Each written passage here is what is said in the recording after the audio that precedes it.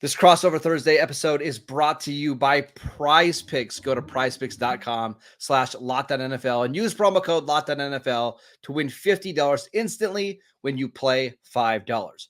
All right, Kevin, let's talk about the three things the Ravens need to do to win this game. What are they? First of all, get out to an early lead. I think, to me, with what this Ravens team has done over the first 2 weeks, it's been offensive inconsistency, which has been a little bit of an issue for them, where they'll either start fast, like we saw in week 1, they go up 5 carries to Derrick Henry, score, touchdown, or it's the other part of it where you start slow and then you find something and then it kind of falls off after that. So a consistent 60 minutes of football with a fast start on the offensive side of the ball, and obviously that does include protecting Lamar Jackson, opening up rushing lanes on the offensive line like we talked about earlier. The second thing is late game execution and just situational and game awareness in general. John Harbaugh has taken a lot of flack over these first 2 weeks, and a lot of it deserved for his game management. Obviously, in that Raiders game in week 2, challenged a pretty obvious Devontae Adams catch, lost them a timeout in the second half, and they needed that timeout in order to give the offense enough time to drive down the field to try to tie and win the game. They didn't have it. And so there's been a lot of that. The Ravens, in their fourth quarter leads, they've blown more fourth quarter leads in the last 5 years than any team. The Raiders hadn't won a game being down 10 plus points in the fourth quarter in 49 games, but the Raiders got that lucky number 50 against Baltimore. So if they're up in the fourth quarter, you have to be able to shut the door on this Dallas team. You can't let any momentum in, because we saw in that week 2 game, it was just time after time, play after play. You could see the momentum slipping away from the Ravens. And the final thing is, don't let CeeDee Lamb beat you. If he's able to play in this game, he's the guy that you have to be able to cover. He's the guy you have to be able to take out of the game plan. Now, that's much easier said than done. CeeDee's a heck of a player, and I still expect him to go and get his.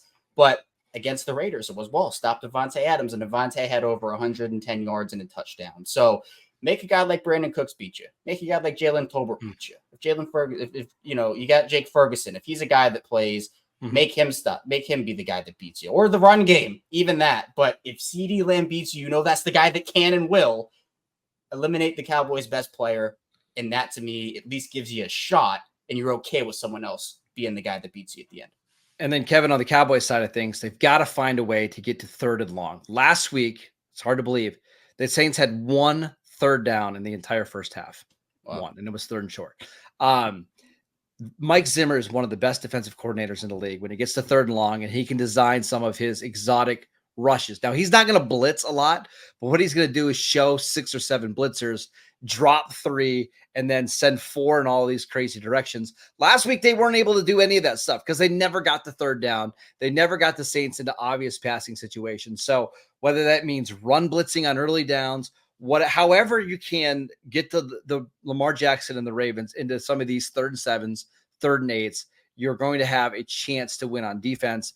On offense, I get the feeling, Kevin, that this is not going to be a game in which the Cowboys put up 450 yards, 500 yards. It's going to be you're going to get 3 red zone drives. You better convert on all 3 red zone drives into touchdowns. Last week, the Cowboys had to settle for too many field goals inside the 20-yard line because of sacks, fumbles, drop passes, miscommunications.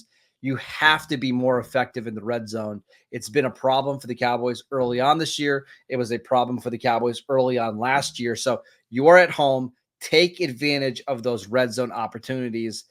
And the last thing, and this is probably the most important, one of the disturbing trends about this Cowboys team is when they get up in a game, they start to roll, right? Like they have all the confidence in the world. And that's why you see so many blowouts. And it's why you see this Cowboys team have one of the highest point differentials in the league each and every year. Baltimore's up there as well. But when things go poorly, they tend to let it snowball, right?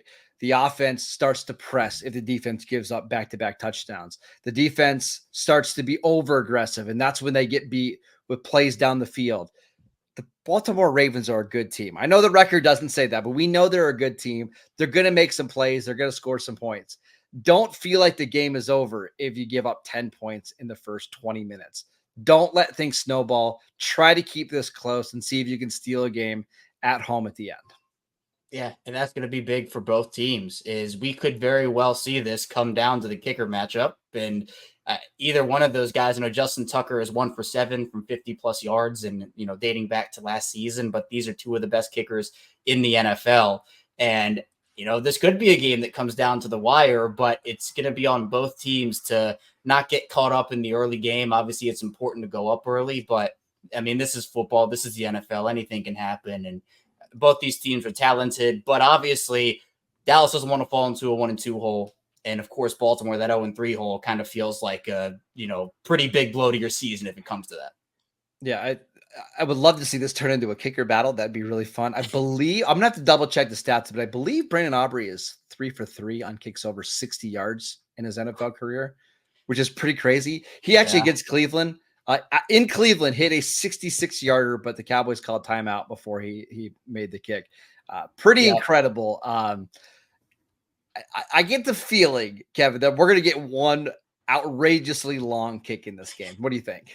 Man, yeah, these to me are the two best kickers in the league. Yeah. I think we have to. A 60-plus yarder. Oh, it's coming, right? Like I think halftime. We might see one from each kicker. Right? I know Tucker's been struggling, and I know that the confidence in him for a lot of the fan base is down. Not me personally, but just it's been tough.